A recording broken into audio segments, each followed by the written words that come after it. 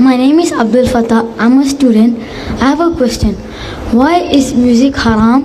If it is haram, what is the punishment of listening to music? Jazakumullah khair. MashaAllah. Will you listen to what I tell you? Yes. MashaAllah. Okay. If you take a look at music, and I know there are very few scholars, of late who are saying no, there's nothing wrong and so on. But even those, and I want to clarify something to start with before we get to what my son here has asked.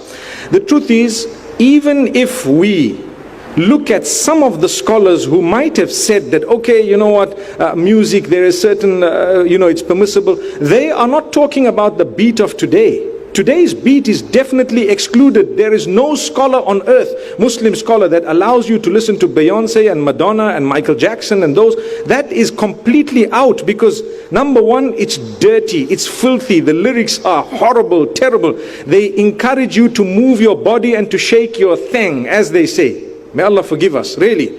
You move your body, you are sexually hyped up. It moves you to a point and a peak where the dirtiness of this music industry has got to such a degree that the Christians and the Jews who are following are also saying it's prohibited. Not just the Muslims.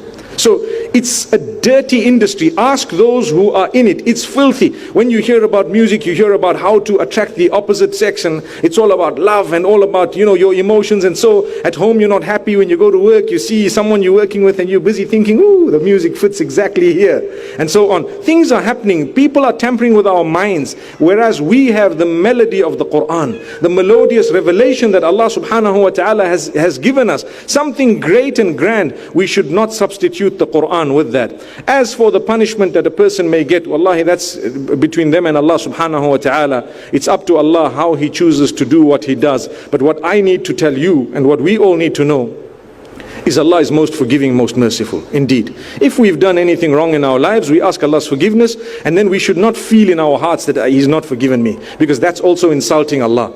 If you've been genuine in the way you've asked Allah's forgiveness, then Allah's forgiven you. And you can repeat that seeking of forgiveness as many times as you want, but don't doubt it. Don't doubt. May Allah subhanahu wa ta'ala help us and guide us, and may Allah subhanahu wa ta'ala bless you, your parents, and us all. Ameen. Thank you.